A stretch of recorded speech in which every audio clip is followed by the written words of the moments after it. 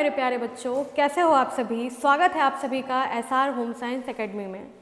दोस्तों, आपको पता है कि ये चैनल तो काफ़ी पुराना है, लेकिन मर मर के चल रहा था क्योंकि इसमें बहुत ज़्यादा काम नहीं हो पाया है।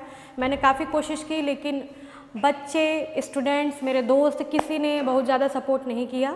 लेकिन मैं अब उम्मीद करती हूँ कि आप मुझे सपोर्ट करो, वीडियोस को शेयर करो, सब्सक्राइब करो, ताकि मैं भी थोड़ा सा मोटिवेटेड हो सकूं। और ये देखो, अब जो ये सीरीज़ या जो क्लासेस हमारी चलने जा रही हैं, ये हम एज अ टीचर स्टूडेंट नहीं पढ़ेंगे, क्योंकि भाई मेरे ही जैसे मैक्सिमम स्टूडेंट्स होते हैं कंपटीशन के लेवल के। तो एज अ टीचर मुझे मत देखिए आप लोग, हम एक दोस्त की तरह पढ़ेंगे, शेयर करेंगे चीज़ों को, साथ में सारी चीज़ों को करते चलेंगे। और इसी के लिए मैंने काफ़ी मेहनत करके आप लोगों के लिए एक नया सीरीज़, टॉपर सीरीज़ लेकर के आने का कोशिश कर रही हूँ, जिसमें हम अभी छोटा चैलेंज है हमारा, 30 टॉपिक्स को 30 डेज़ में कवर करेंगे। ठीक है, उन 30 टॉपिक्स को जो कि मोस्ट रिपीटेड होते हैं एग्ज़ाम में, जो बार बार आते हैं। इसके बाद हम फिर से 30 टॉपिक्स को 30 डेज़ में कवर करेंगे, लेकिन ये जो क्लासेस होंगी ये रेगुलर आपको मिलेंगी। तो अभी तो बहुत सारे बच्चे जुड़े नहीं हैं, शेयर करूंगी मैं दोस्तों को, अपने स्टूडेंट्स को, जो भी पुराने मेरे स्टूडेंट्स थे जो कंपटीशन के लेवल में अब आ चुके हैं, अच्छे खासे तगड़े लेवल पे पहुंच चुके हैं, तो उनको मैं शेयर कर दूंगी। और धीरे धीरे हम लाइव की ओर भी बढ़ेंगे अगर आपका सपोर्ट बना रहा तो प्लीज़ दोस्तों, मेरे जो भी मेरे साथी हैं, जो भी मेरे साथ कंपटीशन की ज़िंदगी में सर्वाइव कर रहे हैं, उन सभी का स्वागत है हमारे इस छोटे से चैनल पे। और आज की क्लास में हम सबसे पहला और बहुत ही इम्पॉर्टेंट टॉपिक, ऐसा टॉपिक जिससे आप चाहे टीजीटी की बात करो, आप चाहे पीजीटी की बात करो, डीएसएसबी की बात कर लो, बीपीएससी की बात करो, चाहे आरपीएससी, एचपीएससी, कोई भी होम साइंस से रिलेटेड आप एग्ज़ाम ले लो, तो आपको यहाँ से प्रश्न जरूर मिलते हैं। ठीक है, कॉन्सेप्ट को चेंज करके क्वेश्चंस मिलते हैं, कई बार डायरेक्ट एकदम लाइन बाय लाइन क्वेश्चंस मिल जाते हैं। और ये कौन सा टॉपिक है, तो आइए चलिए स्टार्ट करते हैं। आज का जो हमारा टॉपिक होने वाला है वो होने वाला है होम मैनेजमेंट का बेसिक कॉन्सेप्ट एकदम, जिसमें हम उसकी मीनिंग को पढ़ेंगे। स्पेशली हम डेफिनेशन पे ज़्यादा फोकस करेंगे कि किसने कौन सा डेफिनेशन दिया है, क्या नेचर, क्या इम्पोर्टेंस, क्या उद्देश्य और कौन सी प्रक्रियाएँ होती हैं होम मैनेजमेंट की। ठीक है, तो हम इसे क्या कर रहे हैं, शुरू कर रहे हैं आज के टॉपिक में। और हमारा टारगेट है कि एक कॉन्सेप्ट एक दिन में हमारा जो है वो ख़त्म हो जाए, और उससे रिलेटेड लास्ट तक जरूर बने रहिएगा, क्योंकि इसके बाद मैं आपको इसी से रिलेटेड ऐसे 20 प्रश्नों को कराऊंगी जो आपके एग्जाम्स में लगातार पिछले कई सालों के एग्जाम्स में आए भी हैं और आते भी रहते हैं, प्लस अब जो एग्जाम्स होने वाले हैं उनमें भी आने की संभावना है। क्योंकि आप लोग देख रहे हो कि एग्ज़ाम का जो पैटर्न है, अब हम सिर्फ पीवाईक्यू बेस्ड चीज़ों को पढ़ करके एग्ज़ाम को क्रैक नहीं कर सकते। ये बात हमें बहुत अच्छे तरीके से इस बार के टीजीटी पीजीटी के एग्ज़ाम्स ने भी बता दिया है। जीडीसी का लेवल भी अच्छा खासा आया हुआ था। तो सिर्फ अगर जो बच्चे पीवाईक्यू बेस्ड क्लास करते हैं कि बस हमें पीवाईक्यू करना है, बस पीवाईक्यू करना है, तो बेटा थोड़ा सा आप लोगों को समझने की ज़रूरत है। मेरे दोस्तों, आप लोग थोड़ा सा अपना पढ़ने का तरीका चेंज कर लीजिए, क्योंकि जब तक हम कॉन्सेप्ट नहीं पढ़ेंगे, कॉन्सेप्ट के साथ उससे रिलेटेड हम एमसीक्यू या पीवाईक्यू को सॉल्व नहीं करेंगे, तब तक हमें कुछ भी समझ में नहीं आने वाला है। हम सिर्फ और सिर्फ एक रट्टू तोता बन के रह जाएंगे। ठीक है, तो चलिए अब ज़्यादा बातें ना करते हुए क्लास को हम स्टार्ट कर देते हैं। और सबसे पहले हम ये जानेंगे कि होम मैनेजमेंट होता क्या है। ठीक है, सबसे पहले हम क्या जानेंगे, होम मैनेजमेंट या गृह प्रबंध। अब देखिए, इसमें क्लासेस जो रहेंगी वो ज़्यादातर तो बाइलिंगुअल ही रहेंगी, क्वेश्चंस आपके बाइलिंगुअल ही हैं। ठीक है, प्रयास मेरा यही रहेगा कि बाइलिंगुअल चीज़ें चले, ताकि किसी को बहुत प्रॉब्लम ना हो। बट अगर कभी कभी कोई चीज़ें मिस हो जाएँ तो भाई अपने जैसा ही समझ के माफ़ कर दीजिएगा। ठीक है, तो आइए देखते हैं गृह प्रबंध। ये होम साइंस पढ़ने वाले छोटे बच्चों को भी पता है कि गृह प्रबंध 2 शब्दों से मिलकर के बनता है। एक है हमारा गृह और दूसरा होता है प्रबंध। गृह जिसे हम कहते हैं घर या फिर मकान। ठीक है, इसी को हम होम या फिर हाउस भी कहते हैं। ध्यान रखिएगा, दोनों में बहुत अंतर है। ठीक है, कहा जाता है कि a house is built by a hand but a home is built by feelings and hearts. ठीक है, यानी कि घर जो होता है वो हम भावनाओं से बनाते हैं, ठीक है। किससे बनाते हैं? भावनाओं से, पारिवारिक एकता से बनाते हैं। मकान तो हम ईटा, मिट्टी, इन सब, गारे, मिट्टी, बालू, सीमेंट, इन सब से बनाते हैं। ये हाथों से बनता है, मिस्त्री के द्वारा बनाया जाता है। लेकिन इसी मकान को जब उस परिवार में लोग रहते हैं, एकता रहती है, परिवार में सम्मान रहता है, समानता रहती है, भावनात्मक जुड़ाव रहता है, तब वो क्या बनता है? वो बनता है घर। तो गृह का अर्थ हो गया घर या मकान, और प्रबंध का अर्थ होता है कि किसी भी चीज को व्यवस्थित तरीके से करने की प्रक्रिया, ठीक है, व्यवस्थित, ठीक है, व्यवस्थित कार्य की प्रक्रिया, ठीक है। किसी भी प्रोसेस को, किसी भी चीज को बहुत ही सिस्टमैटिक तरीके से करना ही क्या है? प्रबंध होता है, यानी कि व्यवस्था होती है। यानी कि गृह प्रबंध का सिंपल सा अर्थ ये हो गया कि घर से जुड़ी हुई समस्त चीज़ों को, समस्त साधनों को, व्यवस्थाओं को बहुत ही सिस्टमैटिक तरीके से, व्यवस्थात्मक तरीके से करने की प्रक्रिया को ही हम क्या कहते हैं? गृह प्रबंध कहते हैं, ठीक है। बहुत ज़्यादा फालतू चीज़ें हम नहीं पढ़ेंगे, वही चीज़ों को पढ़ते चलेंगे जो आपके लिए इंपॉर्टेंट होता है, ठीक। अब ये हो गया हमारा मीनिंग। तो मीनिंग के बाद अब क्या आएगा? तो ध्यान रखिए कि निकिल और डार्सी का डेफिनेशन है, और ग्रॉस एंड क्रेंडल का डेफिनेशन है, और चाहे राजामल पी देवदास जी का डेफिनेशन हो जाए, ये तीन बहुत ही इंपॉर्टेंट डेफिनेशंस हैं जिनसे आपके एग्जाम में प्रश्न बनते हैं। तो आइए सबसे पहला क्वेश्चन हम देखते हैं, और आप मुझे ये कमेंट जरूर करिएगा जब भी आप देखिएगा कि ये जो डेफिनेशन है किसने दिया। हालांकि अभी आप क्वेश्चंस करेंगे आगे तो आपको समझ में आ जाएगा, लेकिन ये जो डेफिनेशन है ये एक ऐसी डेफिनेशन है जो कि सर्वमान्य है, यानी कि बार बार आपके पेपर में आता है। और अगर मंजू पाटनी जी की पुस्तक देख ली जाए तो उस पुस्तक में इसी प्रकार का डेफिनेशन दिया हुआ है। तो देखिए ये क्या कह रहा है कि गृह व्यवस्था एक मानसिक प्रक्रिया है। कैसी प्रक्रिया है? एक मानसिक, यानी कि एक सोचने समझने की प्रक्रिया होती है जिसमें नियंत्रण के द्वारा पारिवारिक साधनों का उपयोग करके पारिवारिक लक्ष्यों की प्राप्ति की जाती है। यानी कि home management is a mental process by through which we controls and utilize uses of family resources and gain satisfactory responses। Simple सा ऐसा डेफिनेशन आप बना सकते हो अपना, ठीक है। यानी कि एक ऐसी प्रक्रिया जिसमें हम जो भी संसाधन होते हैं, पारिवारिक संसाधन विशेषतः, उनका प्रयोग करके हम निश्चित लक्ष्यों की प्राप्ति करते हैं। ये आपका एक परिभाषा है। अब इसमें और भी और सारी चीज़ें आपको दिखाई दे रही हैं, जैसे कि जिसमें कैसे हम प्राप्त करते हैं, तो हम आयोजन करते हैं। यानी कि हम क्या करते हैं? प्लानिंग करते हैं।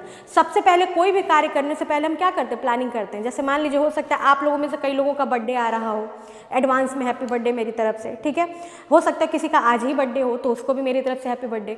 तो आज या कल या जब भी आपका बर्थडे आएगा तो आपके माइंड में एक प्लानिंग चलती रहती है ना, यानी कि आप अपने मन से सोचते रहते हो कि ये काम करना है, ये काम करना है, ऐसे दोस्तों को बुलाना है, इस तरह का, इस डिज़ाइन का केक रहेगा, ये रेस्टोरेंट सेलेक्ट करना है, या फिर घर में ही ऐसे डेकोरेशन करना है। तो ये क्या हो रहा है? आपके पास एक उद्देश्य है और उस उद्देश्य को प्राप्त करने के लिए आप क्या कर रहे हो? सबसे पहले आयोजन करते हो, यानी कि प्लानिंग होती है, ठीक है। उस प्लानिंग के बाद से हम क्या करते हैं? प्लानिंग के बाद से हम संगठन करते हैं, यानी कि हम साधनों को इकट्ठा करते हैं। अभी इसे हम आगे भी पढ़ेंगे। साधनों को हम क्या करते हैं? इकट्ठा करते हैं। इकट्ठा करने के बाद हमें पता चलता है अरे बाबा रे, बजट तो हमारा 2,000 का था, बजट हमारा ज़्यादा हो रहा है। तो हम क्या करते हैं? उसमें अब कुछ चीज़ों को कंट्रोल करते हैं। जैसे मान लो हमने चिप्स और कुरकुरे दोनों पार्टी के लिए रख दिया था, ठीक। हम क्या करेंगे? हमारा बजट 2,000 से ज़्यादा हो रहा है, 2,500 3,000 पहुँच रहा है, तो उसमें से कोई एक चीज़ हम कम कर देंगे। हमने केक 5 पाउंड का मंगा दिया था, लोग हमारे वहाँ कम ही है, तो हम क्या करेंगे? हम 3 पाउंड का केक मंगा देंगे। यानी कि क्या किया? हमने कंट्रोल किया। किस पे? अनावश्यक व्यय पे क्या किया? हमने कंट्रोल कर लिया, अनावश्यक चीज़ों को हमने नियंत्रित कर दिया। और नियंत्रण के बाद लास्ट में हम क्या करेंगे? मूल्यांकन करेंगे कि कौन कौन सी चीज़ें सही हुई हैं, क्या गलत है, किसमें सुधारात्मक कार्य करने की आवश्यकता भी है, ठीक है। तो ये एक ऐसी प्रक्रिया है, एक ऐसी मानसिक प्रक्रिया गृह प्रबंध, जिसमें हम आयोजन, याद रखिएगा क्रम पूछता है आपकी परीक्षाओं में, ठीक है। आयोजन के द्वारा सबसे पहला चरण आयोजन, फिर संगठन, साधनों को इकट्ठा करना, फिर नियंत्रण, अनावश्यक और आवश्यक चीज़ों में भेद करके सही चीज़ों का चयन करना, और लास्ट में मूल्यांकन करना कि हमारी रणनीति, हमारी योजना कहाँ तक सफल रही और कहाँ पे असफल हुई, क्या कमियाँ, क्या अच्छाइयाँ रहीं। ये सारी चीज़ों को मिलाते हैं तब जा कर के हमारा गृह प्रबंध होता है।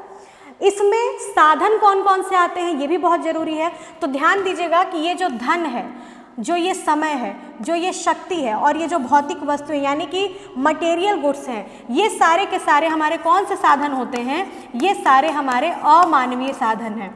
और टीजीटी पीजीटी में और अदर स्टेट्स के भी, यूपी के साथ साथ अदर स्टेट्स के भी टीजीटी पीजीटी में ये बार बार पूछा जाता है कि निम्न में से कौन सा अमानवीय साधन है, निम्न में से कौन सा मानवीय साधन है।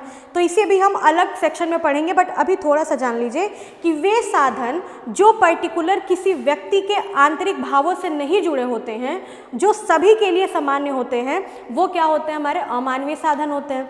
और जो मानव से पर्टिकुलर जुड़े रहते हैं, उनकी भावनाओं से, उनके ज्ञान से, उनके कौशल से, उनकी रुचि और योग्यता से, वो सारे के सारे कौन से साधन हैं? वो सारे होते हैं हमारे मानवीय साधन। ठीक है, आई होप मुझे समझ में आ रहा होगा। और प्लीज़ आप लोग मुझे बताइएगा कि अगर आपको क्लास अच्छी लग रही होगी तो फिर हम लोग लाइव भी लेंगे। लाइव के लिए आप लोग कमेंट मुझे करिएगा, टॉपिक भी बताइएगा मुझे कि नेक्स्ट क्लास हमारी किस टॉपिक पे होनी चाहिए, मैं उसको ज़रूर देख करके पूरा करूँगी। ठीक है, तो ये एक सिंपल सी परिभाषा है, लेकिन एक सिंपल सी परिभाषा में आपके कई सारे 3 कॉन्सेप्ट हुए। पहला तो परिभाषा कि गृह व्यवस्था एक मानसिक प्रक्रिया है जिसमें हम क्या करते हैं? आयोजन, संगठन, नियंत्रण और मूल्यांकन के द्वारा पारिवारिक साधनों का उपयोग करके, पारिवारिक साधन एक अमानवीय साधन और एक अमानवीय साधनों का प्रयोग करके हम क्या करते हैं? पारिवारिक लक्ष्यों की प्राप्ति करते हैं। तो ये परिभाषा किसने दी है, ये भी आप मुझे कमेंट करके ज़रूर बताइएगा। ठीक है, यहाँ तक समझ में आ गया होगा तो इसका स्क्रीनशॉट आप चाहे तो ले सकते हैं। चलिए, अच्छा लग रहा हो, समझ में आ रहा है तो प्लीज़ लाइक भी कर दीजिएगा। देखिए, मुझे पता है कि आप लोग पहले से पढ़ रहे हैं, तो बहुत बड़े बड़े चैनल्स हैं, बहुत अच्छे अच्छे टीचर्स पढ़ाते हैं। मैं भी थोड़ा सा कोशिश कर रही हूँ कि बेहतर चीज़ों को कर सकूँ। मैं सीख भी रही हूँ और सिखाने की भी कोशिश कर रही हूँ, तो मुझे उम्मीद है कि आप लोग मेरा साथ तो ज़रूर ही देंगे। चलिए, अब ये जो दूसरी परिभाषा है हमारी, हम इसको देखते हैं। अब इस परिभाषा में नाम आपको दिख गया तो आप उसका आइडिया लगा सकते हो कि वो किसकी परिभाषा थी। ठीक है, तो अब हम इस परिभाषा में देखेंगे निकिल एवं डार्सी के अनुसार। किसके अनुसार? निकिल एवं डार्सी बहुत फेमस हैं। ठीक है, बहुत फेमस साइंटिस्ट हैं जिनका होम साइंस में हमें बार बार डेफिनेशन देखने को मिलता है। तो निकिल एवं डार्सी ने भी क्या कहा है? उन्होंने भी एक अपना पूरा का पूरा ग्राफ बना करके परिभाषा दी है।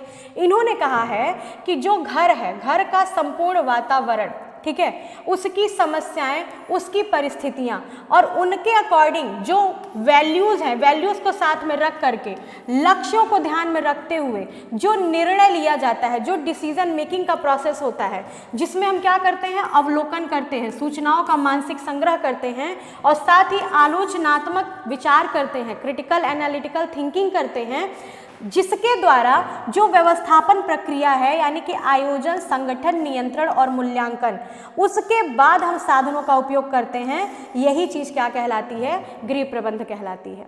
ठीक है, ये डायग्राम्स को जरूर ध्यान रखिएगा, हल्के में मत लीजिएगा, क्योंकि जो भी बच्चे, जैसे मैंने अभी मेंस दिया है तो मेंस में तो एलटी मेंस उसमें खैर पूछा नहीं था। ठीक है, मैंने अपने बारे में नहीं कभी कुछ बताया, मैं अपने बारे में भी कभी कुछ बताऊंगी कि मेरी जर्नी कैसी रही है, क्या कौन कौन से एग्ज़ाम्स मैंने क्वालिफाई किए हैं, कहाँ पे मैं कितने नंबर से छटी, टीजीटी में, पीजीटी में, या फिर टीजीटी तो मैंने अभी तक दिया नहीं है, खैर मैं एलिजिबल नहीं थी, एलटी, नेट, जेआरएफ, कहाँ पे कितने नंबर से मैं छट जाती हूँ, कुछ लक, कुछ मेहनत की कमी रह जाती है मेरी। इसके बारे में अगर आप लोग मुझसे जुड़ जाओगे, कहोगे, तो मैं अपने बारे में भी आप लोगों को ज़रूर बताऊँगी। ठीक है, फिलहाल मैं आपको जो बता रही हूँ उस पर ध्यान दीजिएगा कि ये जो सारी की सारी प्रोसेस हो रही है, अभी हमने पढ़ा था आयोजन, संगठन, नियंत्रण और मूल्यांकन, planning, organizing, controlling and evaluation, इनके द्वारा, ठीक है, और साथ ही साथ जो हमारे मूल्य हैं, अमानवीय साधन, साधन, अमानवीय साधन, मानवीय साधन, इन सभी को मिलाने से जो प्रक्रिया तैयार होती है हमारी, उसी को हम कहते हैं गृह प्रबंध।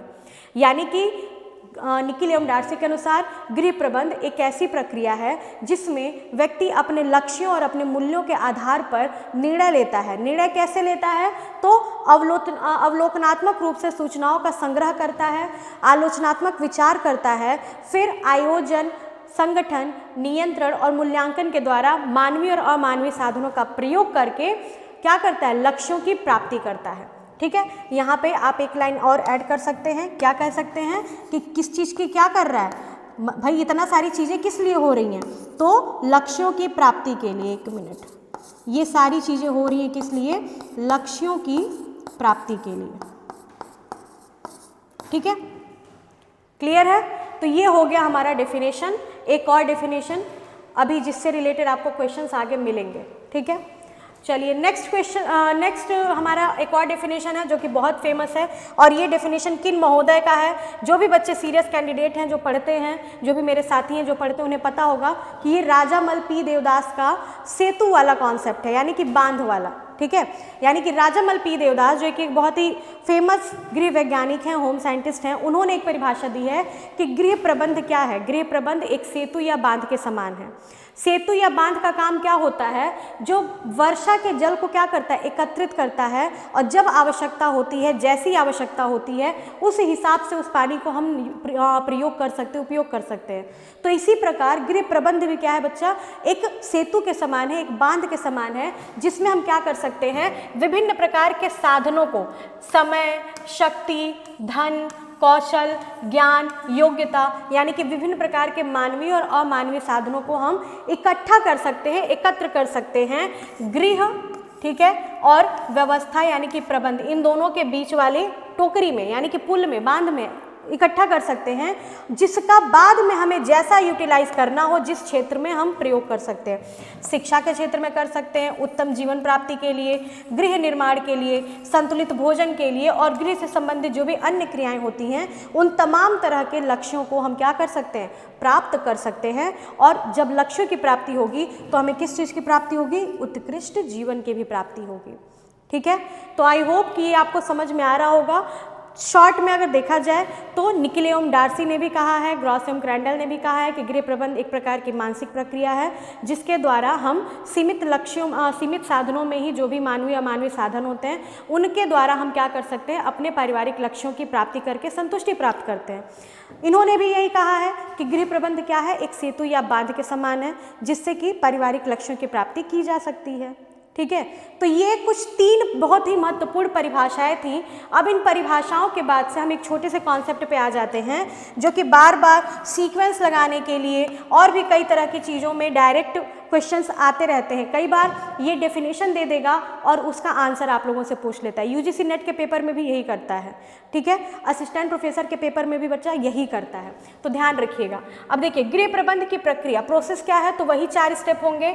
आयोजन यानी कि प्लानिंग, तो लक्ष्यों की प्राप्ति के लिए कोई भी लक्ष्य जो हमने निर्धारित किया है, उस लक्ष्य की प्राप्ति के लिए पहले से पूर्व में ही योजना बना लेने की प्रक्रिया को आयोजन कहते हैं। संगठन यानी कि ऑर्गेनाइजिंग, अब उस लक्ष्य की प्राप्ति के लिए हमने आयोजन जो किया, उस आयोजन के अनुसार हमें क्या करना है? जो भी हमारे पास साधन उपलब्ध है, उन साधनों को इकट्ठा करना। जैसे हमने अभी बर्थडे पार्टी का एग्जाम्पल लिया था, तो बर्थडे पार्टी की प्लानिंग करना, सारी चीज़ें आ जाएंगी आयोजन में। उसके बाद जो भी हमारे पास साधन है, हमारे पास डेकोरेशन का आइटम है, हमारा कपड़ा क्या सेलेक्ट हुआ है, हमारे पास खाने वाले कितने आइटम्स हैं, उनको इकट्ठा करना बर्थडे वाले दिन, ये क्या हो जाएगा? संगठन या ऑर्गेनाइजिंग हो जाएगा। नियंत्रण या कंट्रोलिंग, जब हम देखेंगे कि हमारा बजट से बाहर हो रहा है या फिर ये चीज़ें संभव नहीं हो पा रही है, तो हम उसमें कुछ न कुछ क्या करेंगे? नियंत्रण कर देंगे, यानी कि अपनी योजनाओं के अनुसार कार्यों का पर्यवेक्षण करेंगे और उनमें थोड़ा सा कंट्रोल कर सकते हैं। लास्ट में हमारा क्या आ जाएगा? लास्ट में आ जाएगा मूल्यांकन या फिर इवैल्यूएशन। तो इवैल्यूएशन में क्या है? कार्य के परिणामों का क्या करना? मूल्यांकन करना। भैया बर्थडे पार्टी खत्म, भाई गेस्ट जो आएंगे वो तो खा के चले जाएंगे, अब मूल्यांकन क्या करेंगे? हम कितना बर्तन धोने को है, यही रहेगा ना मूल्यांकन में। केक बचा है कि नहीं, मुझे कल स्कूल ले जाने के लिए, मुझे कल कॉलेज ले जाने के लिए, मुझे खाने के लिए। ठीक है, मैं तो अक्सर जब भी बर्थडे पार्टी में या कहीं भी केक कटता है, हमारे कोचिंग में तो अक्सर ही केक कट जाता है बच्चों के बर्थडे पे, तो जब वो केक कटता है तो हम उसमें से ज़रूर सोचते हैं कि हमको थोड़ा सा ज़्यादा बड़ा वाला पीस मिल जाए। ठीक है, तो ये मूल्यांकन करना कि कार्य कितना सफल रहा, कितना असफल रहा, अगली बार क्या और चीज़ें की जा सकती हैं, और यही सारी चीज़ें कंप्लीट होती रहती है। और जब यही प्रक्रिया चक्रीय रूप में चलती रहती है, तो लिचफील्ड ने कहा है, याद रखिएगा, लिचफील्ड ने कहा है कि गृह व्यवस्था या गृह प्रबंध एक चक्रीय प्रक्रिया है, यानी कि एक प्रक्रिया खत्म होती है तो दूसरी वहाँ से फिर से शुरू हो जाती है। तो ये प्रबंध की प्रक्रियाएँ हैं। इन प्रक्रियाओं के बाद से कुछ प्रमुख उद्देश्य देख लेते हैं कौन कौन से हैं। तो सबसे पहला उद्देश्य है कि पारिवारिक लक्ष्यों की प्राप्ति करना, अचीवमेंट्स ऑफ फैमिली गोल्स। परिवार के जो भी लक्ष्य, चाहे शारीरिक स्वास्थ्य से संबंधित हो, मानसिक स्वास्थ्य से संबंधित हो, उनके भोजन से संबंधित जो भी लक्ष्य हो, इसके अलावा उनके शैक्षिक, आर्थिक, भावनात्मक या जो भी सांस्कृतिक लक्ष्य भी हैं, इन सभी लक्ष्यों को क्या करना? प्राप्त करना। ये गृह प्रबंध का सबसे पहला मुख्य उद्देश्य हो जाता है, और यही गृहिणी का भी मुख्य उद्देश्य होता है। ठीक है, क्योंकि गृह प्रबंध का हार्ट जैसे डिसीजन मेकिंग होता है, वैसे ही घर का प्रमुख जो होता है वो गृहिणी ही होती है। ठीक है, जो पूरे घर को क्या करती है, संभाल के रखती है, उद्देश्यों को बनाती है, उनको पूर्ति करती है, प्राप्त करती है, ताकि सभी परिवार के सदस्य क्या हो सके, संतुष्ट हो सके।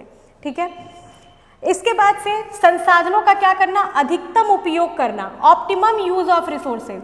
जो भी हमारे पास संसाधन है, मानव, धन, समय, शक्ति आदि का क्या करना, सर्वोत्तम और उचित उपयोग करना।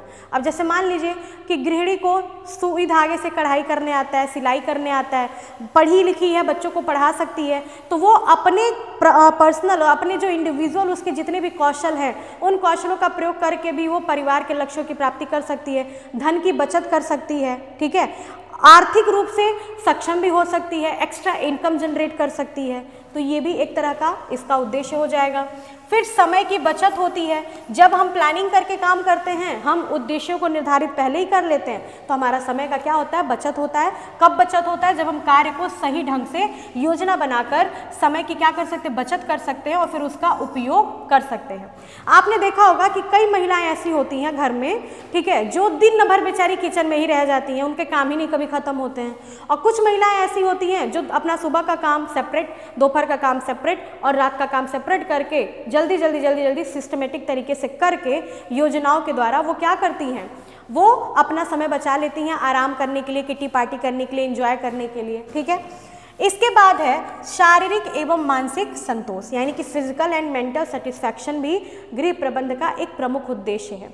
कैसे, जब हम सुव्यवस्थित रूप से प्रबंधन करते हैं तो परिवार के सदस्यों को क्या, शारीरिक सुविधा प्राप्त होती है, मानसिक शांति मिलती है और संतोष भी प्राप्त होता है। साथ ही साथ जीवन स्तर में वृद्धि होती है। जब ये सारी चीज़ें पूरी होती जाती हैं, हमारे पास प्रॉपर समय रहता है, हम सामाजिक रूप से उठने बैठने लायक हो जाते हैं, समाज में हमारी एक अलग पहचान बनती है। जब हम अपने अधिकतम सोर्सेज का उपयोग करने लगते हैं तो हमारा इनकम जो है वो मजबूत होता है, एक अच्छी स्थिति में आता है। ठीक है, तो ये सारी चीज़ें जब होती हैं तो हमारे जीवन स्तर में भी क्या होता है, सुधार आता है। फिजिकल, मेंटल, इकोनॉमिकल, कल्चरल सारी चीज़ों में वृद्धि होती है। फिर परिवार में समन्वय और स्थिरता भी आती है। आपको तो पता है आज के समय पे कोई भी ऐसा बच्चा या कोई भी ऐसा परिवार है जो ये कह दे कि हाँ बिना पैसे के परिवार चलाना आसान है, बिना पैसे के बहुत समस्या होती हैं, कम पैसे में मैनेज नहीं हो पाती हैं चीज़ें।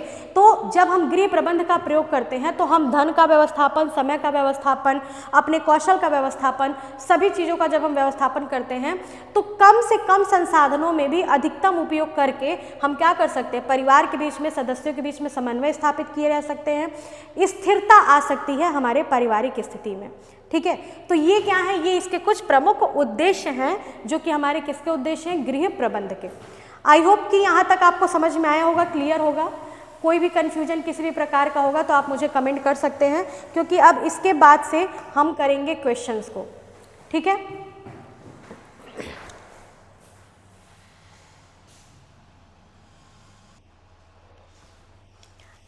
अब देखते हैं हम अपने क्वेश्चंस को। मुझे लगा शायद कैमरा बंद हो चुका है, लेकिन बंद नहीं हुआ है।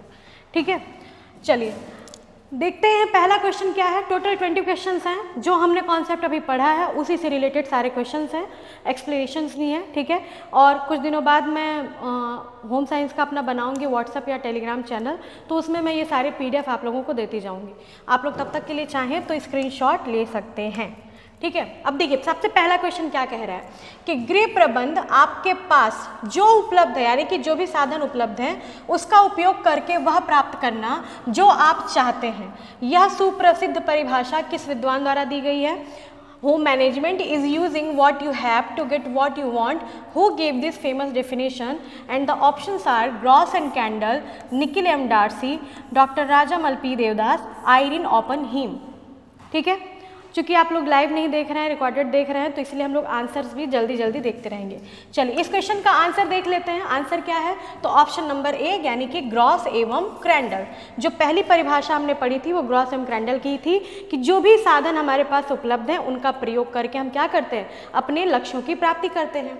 तो यहाँ पे देखिए परिभाषा इन्होंने वही दी है। इसको याद करने का कीवर्ड क्या है? व्हाट यू हैव, यानी कि जो भी साधन है आपके पास, व्हाट यू वांट, पारिवारिक लक्ष्य आपके क्या हैं उनको प्राप्त करना। अब यहाँ पे निखिल एम डार्सी की एक परिभाषा, एक मिनट, ये परिभाषा ऐसे कर लीजिए, ठीक है, ये परिभाषा जो है ये चेंज हो गई है। ये राजामल पी देवदास की परिभाषा है कि प्रबंधन को बांध के समान यानी कि डैम के समान एवं प्रशासनिक दृष्टि से परिभाषित करने का काम किसने किया है, तो वो किया है किसने, राजामल पी देवदास ने। ठीक है, और साधनों का सर्वोत्तम संभव उपयोग की बात किसने की है, क्या हो गया, मक्खी बैठ गई है क्या, साधनों के सर्वोत्तम संभव उपयोग की बात किसने की है, तो निकिल एवं डार्सी ने की है। ऐसे कर लीजिए क्रॉस। आइरिन ओपनहीम ने क्या कहा है, आइरिन ओपनहीम का भी डेफिनेशन कई बार एग्जाम्स में आपके आता है। इन्होंने कहा है कि गृह प्रबंध जड़ों को संस्कृति में जोड़ने का काम करती है, यानी कि इन्होंने कहा है सिंपल सी परिभाषा कि गृह प्रबंध संस्कृति की जड़ें होती हैं। ठीक है, तो ये जो क्वेश्चन था आपका उसका एक्सप्लेनेशन है और आंसर्स भी हैं। तो ग्रॉस एवं क्रैंडल। सेकेंड क्वेश्चन हम देखते हैं कि गृह प्रबंध एक व्यवहारिक विज्ञान है, home management is a practical science, यह कथन किस विचारक का है। ऑप्शंस हैं आइरिन ओपनहीम, पॉलिना निकिल, पोर्टजिन या फिर न्यूमैन। तो जितने भी विद्यार्थी पढ़ते हैं, रेगुलर तैयारी करते हैं, उन्हें पता है कि ये छोटी सी परिभाषा है कि गृह प्रबंध एक व्यवहारिक विज्ञान है, ये किसने कहा है, ये पोर्टजिन ने कहा है। तो यहाँ पे हमारा ऑप्शन नंबर सी जो है वो क्या हो जाएगा, सही हो जाएगा। चलिए नेक्स्ट क्वेश्चन देखते हैं। ऑप्शंस आंसर कोटजिन जी हैं। ठीक है, एक्सप्लेनेशन दिया है, बाकी लोगों की जो परिभाषाएं थी वही परिभाषा है। इन्होंने क्या कहा है कि ये एक व्यवहारिक विज्ञान है गृह प्रबंध, ये केवल सैद्धांतिक नियमों तक सीमित नहीं होता है बल्कि दैनिक जीवन में समस्याओं के व्यवहारिक समाधान में भी क्या करता है, काम आता है। ठीक है, नेक्स्ट क्वेश्चन जल्दी जल्दी ही करेंगे क्योंकि कॉन्सेप्ट हमने ऑलरेडी पढ़ा हुआ है। ये देखिए बहुत ही इजी क्वेश्चन कि गृह प्रबंधन का प्राथमिक एवं सर्वोच्च उद्देश्य निम्नलिखित में से क्या है। कौन सा गृह प्रबंध का प्राथमिक एवं सर्वोच्च उद्देश्य है, क्या करना, अधिक से अधिक धन संचय करना, भौतिक वस्तुओं का प्रदर्शन करना, घरेलू कार्यों का बोझ बढ़ाना या पारिवारिक लक्ष्यों की प्राप्ति एवं सदस्यों की संतुष्टि। तो भैया धन संचय करना तो ये उद्देश्य नहीं हो सकता है प्राइमरी, प्रदर्शन क्यों करने जाएंगे हम, ठीक, और घरेलू कार्यों का बोझ बढ़ा रहे हैं तो फिर हम गृह प्रबंध पढ़ ही क्यों रहे हैं, हम कर ही क्यों रहे हैं। तो सही आंसर क्या हो जाएगा, ऑप्शन नंबर डी। ठीक है, कि गृह प्रबंध का जो मुख्य प्राथमिक उद्देश्य है वो यही है कि हम पारिवारिक लक्ष्यों की पूर्ति कर सके, प्राप्ति कर सके और सदस्यों की संतुष्टि की भी प्राप्ति कर सके। चलिए ये हो गए आपके ऑप्शंस। ठीक है, चलिए नेक्स्ट क्वेश्चन है क्वेश्चन नंबर 4। प्रबंध प्रक्रिया यानी कि मैनेजमेंट प्रोसेस के 4 मौलिक चरणों का सही क्रम आपको बताना है, वही क्रम जो हमने अभी पढ़ा है। कौन कौन से वो क्रम है, पहला ऑप्शन दिया है नियंत्रण, नियोजन, संगठन और मूल्यांकन। अगर आप ध्यान से देखोगे तो आपको एक ही ऑप्शन में प्लानिंग पहले नजर आ रहा है। ठीक है, आप इसको पोक के नाम से याद कर सकते हो, कैसे, POCE, पोक, ऐसे याद कर लीजिए। ठीक है, पोस्ट भी कह सकते हो। तो सबसे पहले आ जाता है हमारा नियोजन यानी कि प्लानिंग, फिर आता है ऑर्गेनाइजिंग यानी कि संगठन, आफ्टर दैट नियंत्रण यानी कि कंट्रोलिंग, एंड लास्ट में हमारा आता है मूल्यांकन यानी कि इवैल्यूएशन। तो ये 4 स्टेप होते हैं और याद रखिएगा बहुत इंपॉर्टेंट है ये। क्यों इंपॉर्टेंट है, क्योंकि बहुत बार एग्जाम्स में क्वेश्चंस इससे बने हुए हैं। ठीक है, बहुत बार इससे क्वेश्चंस आए हुए हैं एग्जाम्स में। नेक्स्ट क्वेश्चन, कई बार हम क्या करते हैं, जैसे इस बार जो गलतियां हुई हैं एग्जाम्स में टीजीटी पीजीटी में खास तौर पे, पीजीटी का पेपर टफ आ गया, ठीक, बहुत डीप लेवल में आ गया। तो क्या किया स्टूडेंट्स ने, यही यूट्यूब की वीडियोस देख करके कि भाई अब टीजीटी का भी इसी लेवल का आएगा। ना बाबा, टीजीटी का लेवल अलग है, पीजीटी का लेवल अलग है। तो जो टीजीटी के एग्जाम्स थे, कई बच्चों ने क्या किया, उसमें बहुत डिटेल कॉन्सेप्ट्स पढ़ लिए, ठीक, जो भी उनके पास दिन समय बचा था रिवीजन करने के लिए, उन्होंने क्या किया, डिटेल कॉन्सेप्ट पढ़ लिया। अब डिटेल कॉन्सेप्ट से बहुत ज़्यादा क्वेश्चंस आपके आए नहीं थे, एनसीईआरटी के लाइन वाइज क्वेश्चंस आए हुए थे आपके, यानी कि बेसिक कॉन्सेप्ट से क्वेश्चन आए हुए थे। लेकिन आपने क्या किया, कई बच्चों ने गलतियाँ की हैं। ठीक है, मेरे 3 स्टूडेंट्स ने मुझसे कहा था कि मैम पीजीटी का लेवल देख करके हम लोगों ने मतलब अदर यूट्यूब चैनल्स को भी फॉलो करते थे, तो उन्होंने बताया कि इस समय हालांकि वो बिहार में पोस्टिंग है, ठीक है, लेकिन बिहार में पोस्टेड होने के साथ ही साथ वो यूपी में अपना आना चाहती हैं। तो उन्होंने टीजीटी का एग्ज़ाम दिया था, पीजीटी उन्होंने नहीं दिया था, उसके लिए एलिजिबल नहीं है वो। तो उन्होंने यही कहा कि मैम पीजीटी के एग्ज़ाम का हवा सुन करके हम लोगों ने बहुत डीप में तैयारी, फिर उतने ही जो भी दिन बचे हुए थे कम से कम उतने में हम लोगों ने पूरा डीप में पढ़ना शुरू कर दिया। अब उससे नुकसान ये हुआ कि जो एनसीईआरटी और एनआईओएस की बुक्स की लाइन बाय लाइन चीज़ें आई हुई थी वो उन्होंने छोड़ दिया। ठीक है, रिवीजन भी प्रॉपर नहीं किया, जो PYQ देख करके उन्होंने रिवीजन करना था। लेकिन इसका नुकसान किसको हुआ? उन्हीं को हुआ। हालांकि वो सेलेक्टेड है, उन्हें विशेष फर्क नहीं पड़ेगा, लेकिन कई बच्चों को इससे नुकसान हुआ है। ठीक है, तो चलिए, नियोजन, संगठन, नियंत्रण और मूल्यांकन, ये आपका हो गया यहाँ पे क्लियर। अब नेक्स्ट क्वेश्चन देख लेते हैं, क्वेश्चन नंबर 5। गृह प्रबंध निर्णयों की एक ऐसी श्रृंखला है जो पारिवारिक लक्ष्यों की प्राप्ति हेतु साधनों के प्रयोग की प्रक्रिया बताती है। निर्णयों की श्रृंखला, डिसीजन मेकिंग, अभी आपने पढ़ा है कि डिसीजन मेकिंग किसने कहा है? आयरीन ओपनहीम ने कहा है, राजामल पी देवदास ने कहा है, ग्रास एवं कैंडल ने कहा है, या फिर लिचफील्ड ने कहा है। तो सही आंसर आपके सामने ये रहा कि भैया ग्रॉस एवं कैंडल ने क्या कहा है? यही कहा है कि डिसीजन मेकिंग क्या है? ये गृह प्रबंध एक निर्णयों की श्रृंखला है। ठीक, मानसिक प्रक्रिया है, निर्णयों की श्रृंखला है। ठीक है, एक मिनट,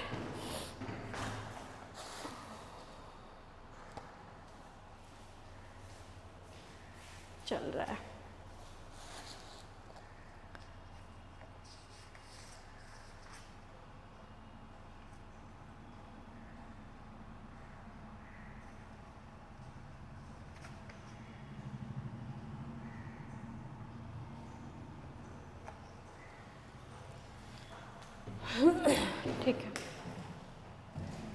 ठीक है, तो किसने कहा है ये चीज़? ये ग्रॉस एवं कैंडल ने कहा है। ग्रॉस एवं कैंडल ने ही दो परिभाषाएं मुख्य रूप से आपको याद रखना है, उनकी कौन कौन सी हैं। तो एक है कि उन्होंने मानसिक प्रक्रिया कहा है, और दूसरा उन्होंने कहा है कि यह निर्णयों की श्रृंखला होती है, और निर्णय प्रक्रिया किसी भी गृह प्रबंधन का क्या है? हृदय एवं केंद्रीय बिंदु के रूप में जाना जाता है। और ये भी प्रश्न आया हुआ है प्रीवियस ईयर में कि गृह प्रबंधन का केंद्र बिंदु कौन होता है, या हृदय किसे कहा जाता है? तो वो होती है निर्णय प्रक्रिया। अब देखिए, लिचफील्ड ने प्रबंधन प्रक्रिया को क्या कहा है? क्रियाओं का चक्र, साइकिल ऑफ एक्शन कहा है। राजामल पी देवदास ने खुशहाली हेतु साधनों के कुशल उपयोग पर केंद्रित बताया है। आयरीन ओपनहीम ने तो सांस्कृतिक पृष्ठभूमि यानी कि संस्कृति की जड़ ही बता दिया है। चलिए नेक्स्ट क्वेश्चन देखते हैं, क्वेश्चन नंबर 6। गृह प्रबंधन की जड़ें संस्कृति में समाहित होती हैं। अभी हमने थोड़ी देर पहले ही क्वेश्चन किया है, तो इसका तो डायरेक्ट आंसर आपको पता है। Home management is ingrained in culture, this view was presented by, तो it was presented by Irene ओपनहीम।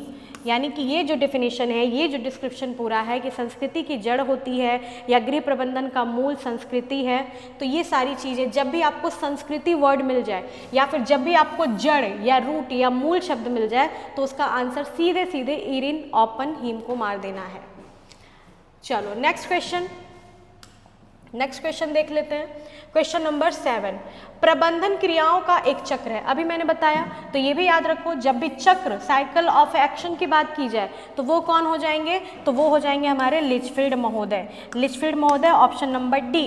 ठीक है, डी से क्या हो जाएगा? डी से क्या होगा? डी से देवरिया मान लो हो जाएगा।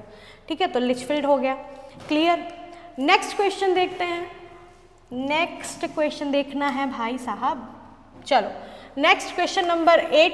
निम्नलिखित में से कौन सा पारिवारिक साधनों में मानवीय साधन, हमने अभी पढ़ा है, मानवीय साधन का सही उदाहरण है? यानी कि which of the following is a correct example of human resource in family resources?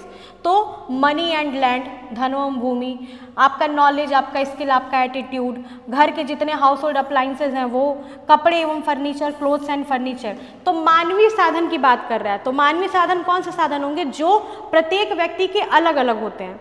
जैसे मैं कहूँ कि ये डिजिटल बोर्ड है, तो ये एक तरह का भौतिक या अमानवीय साधन हो जाएगा, जिसका प्रयोग मैं भी करती हूँ, जिसका प्रयोग अदर टीचर्स भी करते हैं, स्टूडेंट्स भी पढ़ने पढ़ाने के लिए करते हैं, तो ये तो सबके लिए है। लेकिन मेरा जो ज्ञान है, मेरा जो गृह विज्ञान को लेकर के, मेरा जो जीव विज्ञान को लेकर के ज्ञान है, मेरा जो पढ़ाने का कौशल है, अलग तरीके का है या सामान्य है, जो भी चीज़ें हैं वो तो मेरी इंडिविजुअल हुई ना, यानी कि वो मेरे मानवीय साधन हुए। तो यहाँ पे सीधा सा आंसर क्या हो जाएगा कि जब भी किसी व्यक्ति का ज्ञान, कौशल या उसकी अभिवृत्ति की बात की जाती है, तो वो हमारा क्या हो जाता है? मानवीय साधन। तो ये यहाँ पे एकदम सही आंसर बैठेगा, क्लियर। चलिए नेक्स्ट क्वेश्चन देखते हैं, क्वेश्चन नंबर 9। गृह प्रबंध उपलब्ध साधनों का सर्वोत्तम उपयोग करके पारिवारिक लक्ष्यों के प्राप्त करना है। उपलब्ध संसाधनों का प्रयोग करके। यह परिभाषा किसने दी है? The home management is making the best use of what you have to get what you want. अभी हमने इसके पहले परिभाषा की है। कीवर्ड ही क्या है? व्हाट यू हैव, यानी कि आपके पास सोर्सेस कौन से हैं, आपके पास साधन क्या है, एंड व्हाट यू वांट, यानी कि आपके फैमिली गोल्स क्या हैं, आपका पारिवारिक लक्ष्य क्या है, यही तो हमें प्राप्त करना है ना। तो इसकी परिभाषा किसने दी है? एलिमिनेट भी कर सकते हो। और ओपनहीम नहीं होंगे, इरेन, देवदास जी नहीं होंगे। एक मिनट देवदास जी कहाँ से आ गए भाई? संभव उपयोग, सर्वोत्तम उपयोग, नहीं, ये नहीं होगा। इसका आंसर निकिल एवं डार्सी होगा ना हमने, क्योंकि अभी लास्ट क्वेश्चन में हमने अभी किया है निकिल एवं डार्सी, ऑप्शन नंबर बी। कई बार एआई तो गलती करता ही है, मालूम है आप लोगों को, ह्यूमंस भी गलती कर देते हैं। चलो नेक्स्ट क्वेश्चन देखते हैं। अच्छा वैसे आप लोग मुझे एक बार, क्योंकि हम सीख रहे हैं ना, तो आप लोग मुझे कमेंट में बताना अगर ये गलत होगा तो इसका सही आंसर क्या होगा। ठीक, चलो नेक्स्ट क्वेश्चन नंबर 10 देखते हैं कि गृह प्रबंधन के प्रमुख प्रेरक तत्व यानी कि मोटिवेटिंग फैक्टर्स या मोटिवेटर्स कौन से माने जाते हैं। तो प्रमुख प्रेरक तत्व हमने अभी पढ़ा नहीं है, इनको हमें पढ़ना होगा। नेक्स्ट क्लास में हम इसको भी करेंगे और इससे रिलेटेड जो भी एमसीक्यू और पीवाईक्यू होंगे उसको भी हम लेकर के आएंगे। हालांकि नेक्स्ट टॉपिक आप लोग मुझे बताइएगा कि कौन सा टॉपिक पढ़ाना बेहतर रहेगा, जो मोस्ट इंपॉर्टेंट है। अभी हम लोग सिर्फ उसी टॉप 30 टॉपिक्स को कवर करेंगे। तो मूल्य, लक्ष्य एवं स्तर है, समय, शक्ति एवं धन है, नियोजन, नियंत्रण एवं मूल्यांकन है, या ज्ञान, अनुभव व अभिवृत्ति है। तो अगर एलिमिनेट करके देखेंगे तो समय, शक्ति व धन ये क्या हो जाएंगे? ये हमारे अमानवीय साधन है, नॉन ह्यूमन रिसोर्सेज हो जाएंगे। ठीक है, ये क्या है? यहीं पे रिवाइज कर लीजिए, अमानवीय साधन। नियोजन, नियंत्रण एवं मूल्यांकन ये तो प्रबंध की प्रक्रिया हो जाएगी, 4 स्टेप्स की प्रक्रिया हो जाएगी। ज्ञान, अनुभव व अभिवृत्ति क्या हो जाएगा? तो ये मानवीय साधन हो जाएंगे। ठीक है, ये क्या हो जाएंगे? मानवीय साधन। तो बचा क्या? बच रहा है यही प्रेरक, जो उत्प्रेरक के रूप में काम करते हैं, जिससे कि गृह प्रबंधन को प्रेरणा मिलती है, वो होते हैं मूल्य, लक्ष्य और स्तर, यानी कि वैल्यू, स्टैंडर्ड्स एंड गोल्स। ठीक है, तो सही आंसर ऑप्शन नंबर ए हो जाएगा। चलिए नेक्स्ट क्वेश्चन नंबर 11, गृह प्रबंधन में मूल्य यानी कि वैल्यूज की प्रकृति के संदर्भ में कौन सा कथन सत्य है? ठीक, कौन सा कथन क्या है? सत्य है। गृह प्रबंधन में मूल्य, वैल्यूज की प्रकृति के संदर्भ में कौन सा कथन सत्य है? यार ये हम लोग भी मतलब पढ़ा तो नहीं है हम लोगों ने, लेकिन फिर भी देख लेते हैं कुछ पॉइंट्स इसके। मूल्य पूर्णतः अस्थायी होते हैं, मूल्यों का मापन केवल भौतिक पैमाने से होता है, मूल्य केवल धन पर आधारित होते हैं, या मूल्य आत्मगत एवं व्यवहार को दिशा देने वाली शक्ति है। तो हम पता है कि हम कंपटीशन वाले हैं, तो हम लोग तो पॉजिटिव और निगेटिव के बेस पे एलिमिनेट करके भी देख लेते हैं ना आंसर, सही आंसर निकाल लेते हैं। तो यहाँ पे सही आंसर क्या हो जाएगा? पूर्णतः अस्थायी तो भैया नहीं होगा, नेगेटिव पॉइंट है। मूल्यों का मापन केवल भौतिक पैमाने पर होता है, ये भी I think negative he point है। केवल धन पर आधारित नहीं होता, एक पॉजिटिव पॉइंट हमें यहाँ पे दिख रहा है, चौथा ऑप्शन, ऑप्शन नंबर डी। तो सही हो जाएगा क्या? चौथा ऑप्शन, ऑप्शन नंबर डी तो बिल्कुल सही है। मूल्य आत्मगत यानी कि सब्जेक्टिव एवं व्यवहार को दिशा देने वाली एक शक्ति होती है। अस्थायी भौतिक मापन और धन ये पूरी तरह से क्या हो जाएंगे? गलत हो जाएंगे। चलिए नेक्स्ट क्वेश्चन 12, स्तर यानी कि स्टैंडर्ड्स वे सीमाएं या मानदंड हैं जो क्या करते हैं? मूल्यों की रक्षा एवं लक्ष्यों की प्राप्ति हेतु निर्धारित किए जाते हैं। यह संकल्पना किससे संबंधित है? इस तरह के प्रश्न बार बार आपके पेपर में आते हैं, थोड़ा सा लेवल को बढ़ाने के लिए इस तरह के प्रश्न आपके एग्जाम्स में आते हैं। तो आपको बताना है कि standards are criteria established for protecting values and achieving goals. This concept relates with what? किससे रिलेटेड होगा? बजट से, प्रबंधकीय स्तर से, कार्य सरलीकरण से, समय चक्र से। यहाँ भी आप एलिमिनेट कर सकते हो, बट तुरंत आंसर देख लेते हैं। सही आंसर क्या हो जाएगा? तो ऑप्शन नंबर बी यानी कि मैनेजमेंट, क्योंकि अभी हम प्रबंधकीय स्तर की ही बात करें, बजट तो हमने पढ़ा नहीं है, कार्य सरलीकरण हमने पढ़ा नहीं है, तो प्रबंधकीय स्तर यानी कि मैनेजमेंट स्टैंडर्ड से रिलेटेड है। ठीक है, प्रबंधकीय स्तर जीवन की गुणवत्ता और कार्य की माप का पैमाना निर्धारित करने का काम करते हैं। ठीक है, चलिए नेक्स्ट क्वेश्चन नंबर 13 नंबर, गृह प्रबंध में निर्णय प्रक्रिया का प्रथम चरण कौन सा होता है? अब देखिए, निर्णय प्रक्रिया के बारे में भी हमने अभी पढ़ा नहीं है, लेकिन फिर भी निर्णय प्रक्रिया के क्या होते हैं, कुछ प्रमुख चरण होते हैं, जिनमें सबसे पहला चरण आपसे पूछ रहा है। इसी में ये कॉन्सेप्ट थोड़ा सा देख लीजिए क्या है कि पहला दिया है कि समस्या की पहचान एवं उसकी परिभाषा, दूसरा दिया है विभिन्न विकल्पों की खोज करना, फिर सर्वोत्तम विकल्प का चयन करना और निर्णय के परिणाम का उत्तरदायित्व स्वीकारना। तो ये चारों के चारों ही डिसीजन मेकिंग प्रोसेस के ही चरण होते हैं। ठीक है, देखिए अब क्वेश्चन करने से क्या है ना कि कई नए कॉन्सेप्ट्स भी निकल के आते हैं। तो ये चारों के चारों क्या है, ये निर्णय प्रक्रिया के चरण होते हैं। हालांकि निर्णय प्रक्रिया के चरणों को कई वैज्ञानिकों ने परिभाषित किया हुआ है, तो जब ये पर्टिकुलर टॉपिक हम पढ़ेंगे निर्णय प्रक्रिया डिसीजन मेकिंग और उसके क्वेश्चंस को करेंगे, तो वहाँ पे हम सभी को कंबाइन करके पढ़ेंगे। ठीक है, यहाँ पे क्या है, क्योंकि अभी देखिए अभी सारी चीज़ें पढ़ाना संभव नहीं है। मैं छोटे से छोटे क्लास को करना चाहती हूँ कि कम समय में एक दिन में एटलीस्ट एक तरह का कॉन्सेप्ट आपका पूरा कंप्लीट हो जाए। तो इस तरह से क्वेश्चंस आपके कंप्लीट, जब आप क्वेश्चंस को देखोगे तो आपको चीज़ें अच्छे से समझ में आएंगी।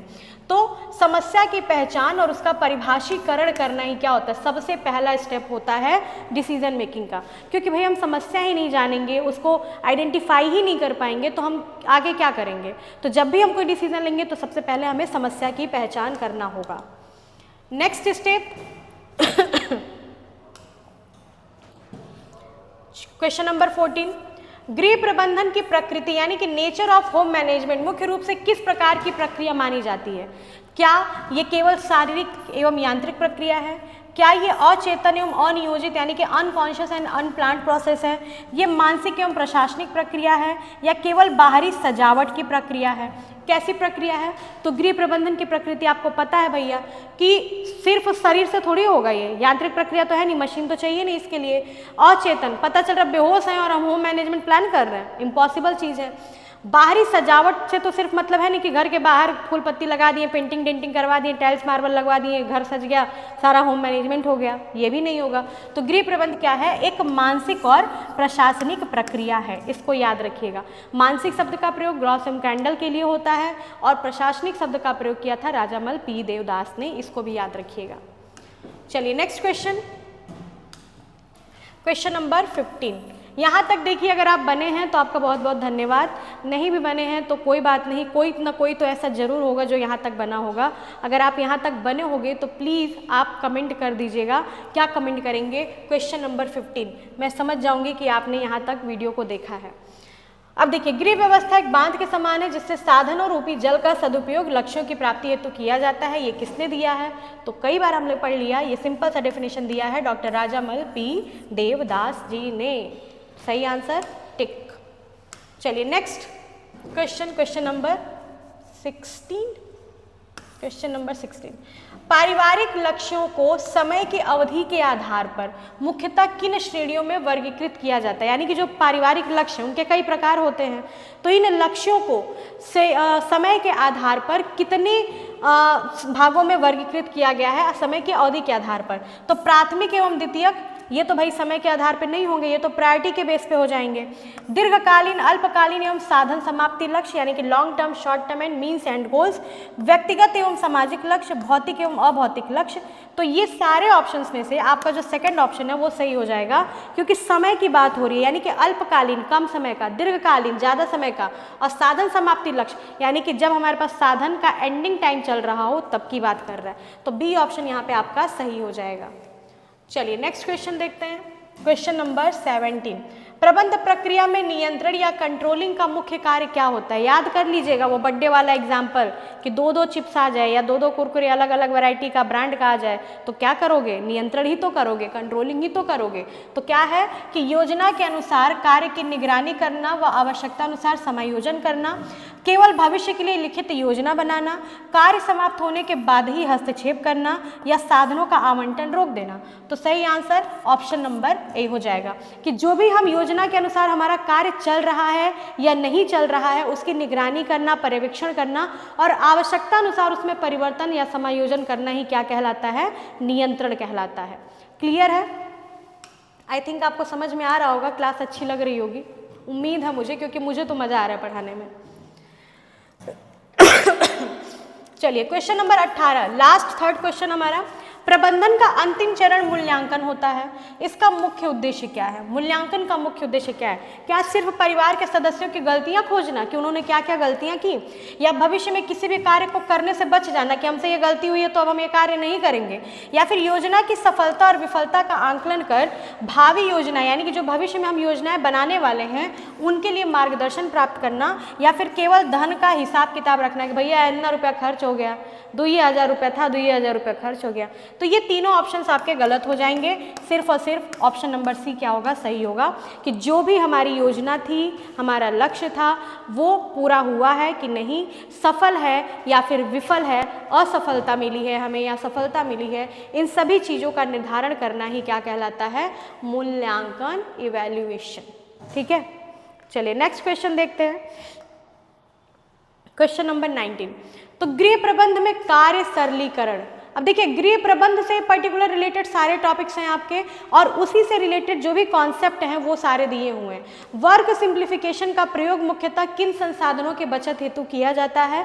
तो क्या केवल धन एवं संपत्ति, प्रॉपर्टी बचाने के लिए, स्थान एवं उपकरण, स्पेस एंड इक्विपमेंट बचाने के लिए, कपड़ा ना खराब हो जाए, खाद्य सामग्री बची रहे इसको बचाने के लिए, या फिर समय एवं शारीरिक ऊर्जा यानी कि टाइम एंड फिजिकल एनर्जी और पावर को सेव करने के लिए होता है? तो सही आंसर क्या हो जाएगा? सही आंसर हो जाएगा आपका ऑप्शन नंबर डी, यानी कि कार्य सरलीकरण, वर्क सिंप्लीफिकेशन। ये एक ऐसा प्रोसेस होता है जिसमें हम उन तरीकों, उन विधियों या तकनीकों का प्रयोग करते हैं जिससे कि हमारा कार्य कम से कम मेहनत में, कम से कम शारीरिक थकान में, यानी कि कम से कम समय और कम से कम ऊर्जा में हो सके। ठीक है, तो ये कार्य सरलीकरण कहलाता है। चलिए अब लास्ट क्वेश्चन हमारा। अच्छा, यहाँ पे देख लीजिए, मार्विन मुंडल के जो परिवर्तन के वर्ग हैं वो कौन कौन से वर्ग हैं? ठीक है, पहला है हाथ एवं शरीर की गति में परिवर्तन। पहला क्या है? हाथ एवं शरीर की गति में परिवर्तन करना, कार्य व्यवस्था एवं उपकरणों में परिवर्तन करना, अंतिम उत्पाद में परिवर्तन करना। तो अब ध्यान रखिएगा कि अब ये तीन ही नियम ज़्यादातर देखे जाते हैं, लेकिन इसके अलावा चौथा नियम था कच्चे माल में परिवर्तन करना, और पांचवा क्या था? उत्पाद क्रम में परिवर्तन करना। तो ये मोस्ट इंपॉर्टेंट है, ये इंपॉर्टेंट नहीं है, सिर्फ मोस्ट इंपॉर्टेंट है ये।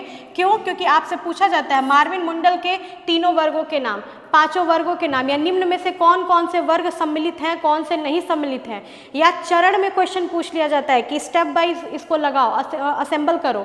या अभी जो जीडीसी का मेंस एग्जाम देने जा रहे हैं जो भी विद्यार्थी, पहले तो सभी को कॉन्ग्रेचुलेशंस जो भी जीडीसी मेंस का एग्जाम देने जा रहे हैं।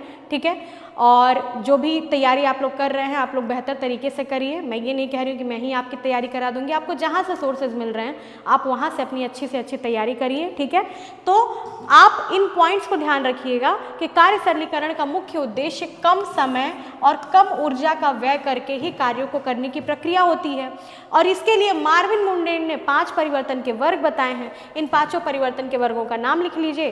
क्यों लिख लीजिए? क्योंकि जब आप डिस्क्रिप्टिव पेपर देने जाएंगे तो आपको वो यहाँ पे हेल्प करेंगे ये सारे पॉइंट्स।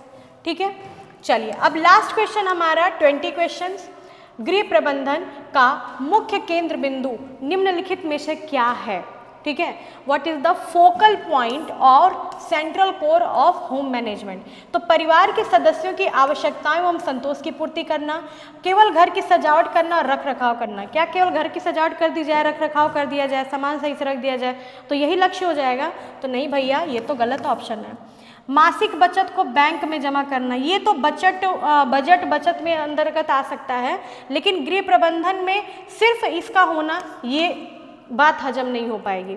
घरेलू सहायकों को सख्त निर्देश देना, जो भैया आपकी हेल्प कर रहा है, डोमेस्टिक हेल्प कर रहे हैं आपके कामों में, आप उनको कैसे सख्त निर्देश दे सकते हो? ये भी नहीं होगा। नेगेटिव पॉइंट्स हैं।